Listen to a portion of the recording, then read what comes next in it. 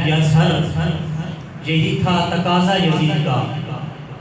یزید نے کیا کہا تھا کہ میری بیعت کر لو یا پھر اپنا سر کٹا لو۔ شاعر کہتا ہے کہ بیعت یا سر، یہی تقاضا تھا یزید کا، اس در سے کوئی منگتا آج تک خالی نہیں گیا۔ اور یہ میں نہیں کہہ رہا کہ اس در سے کوئی منگتا خالی نہیں گیا، قرآن کہتا ہے کہ وَيُطْعِمُونَ الطَّعَامَ عَلَىٰ حُبِّهِ مِسْكِينًا وَيَتِيمًا وَأَسِيرًا، کہ امام علی مقام امام حسین رضی اللہ تعالیٰ عنہ، امام علی المرتضیٰ شیر خدا رضی اللہ تعالیٰ عنہ، یہ گھرانہ گھر میں موجود ہے، روزہ رکھا ہوا ہے، افطاری کا وقت قریب آتا ہے، گھر میں کھجوریں ہیں اور پانی ہے کہ دروازے پر دستک ہوتی ہے، پوچھا جاتا ہے کون ہے؟ کہتا ہے میں مسکین ہوں، مجھے کھانے کے لیے دے دو۔ سبحان اللہ، سارا دن کا روزہ رکھا ہوا، اپنی پوری افطاری اٹھا کر اس مسکین کو دے دیتے ہیں۔ اگلا دن آتا ہے، پھر افطاری کا وقت آ جاتا ہے، دروازے پر دستک ہوتی ہے، پوچھا جاتا ہے کون ہے؟ کہتے ہیں مجھے کچھ کھانے کے لیے دے دو۔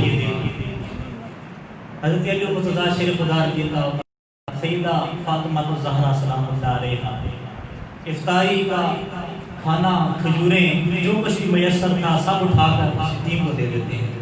اب تیسرا دن آ جاتا ہے، اب دیکھیے تعالیٰ عنہ کی، امام حسن رضی اللہ تعالیٰ عنہ کی تربیت کرنے کا، ان کے والدین کا اپنے بچوں کی تربیت کرنے کا انداز آپ دیکھیے کہ 2 دن تک جب منگتا دروازے پر آتا ہے، وَأَمَّا السَّائِلَ فَلَا تَنْهَرْ کی عملی تفسیر بن کر اسے کھانے کے لیے دے دیتے ہیں۔ بچے یہ منظر دیکھ رہے ہیں۔ اب تیسرا دن ہے، بچوں پر آ جاتا ہے، اب بچوں کے لیے پریکٹیکل کرنے کا دن ہے۔ تیسرا دن ہے، دروازے پر دستک ہوتی ہے، پوچھا جاتا ہے کون ہے؟ کہتے ہیں اسیرا، میں قیدی ہوں، مجھے کھانے کے لیے دے دو۔ اب امام علی تعالیٰ سے بھی پہلے، سیدہ فاطمہ الزہرا سلام اللہ علیہا سے بھی پہلے، دونوں شہزادیاں اٹھتے ہیں، سارا افطاری کا سامان اٹھا کر اس اسیر کو دے دیتے ہیں۔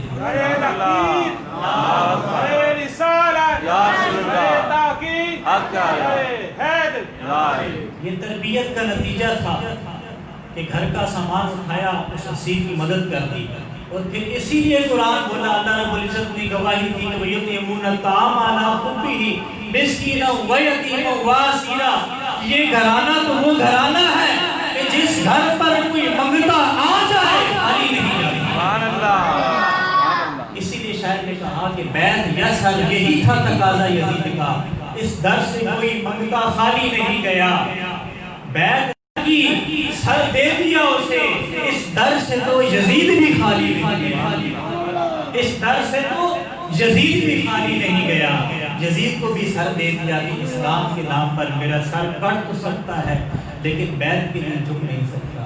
بیعت کے لیے جھک نہیں سکتا کیونکہ یزید کا نظریہ اور ہے، امام حسین کا نظریہ اور ہے، اور یہی فکر حسین ہے کہ یزیدی فکر کے سامنے اپنا سر نہیں جھکانا، حسینی تلقان لے کر آگے چلا رہے ہیں۔ حسینی نظریہ، وہ کربلا کا منظر آپ دیکھیں، 2 نظریے ہیں، ایک یزیدی نظریہ ہے، ایک حسینی نظریہ ہے۔ اس حسینی نظریے کی، اس فکر کو اجاگر کرنے کے لیے آج فکر حسین کانفرنس کا انعقاد کیا گیا ہے۔ آج ہر جگہ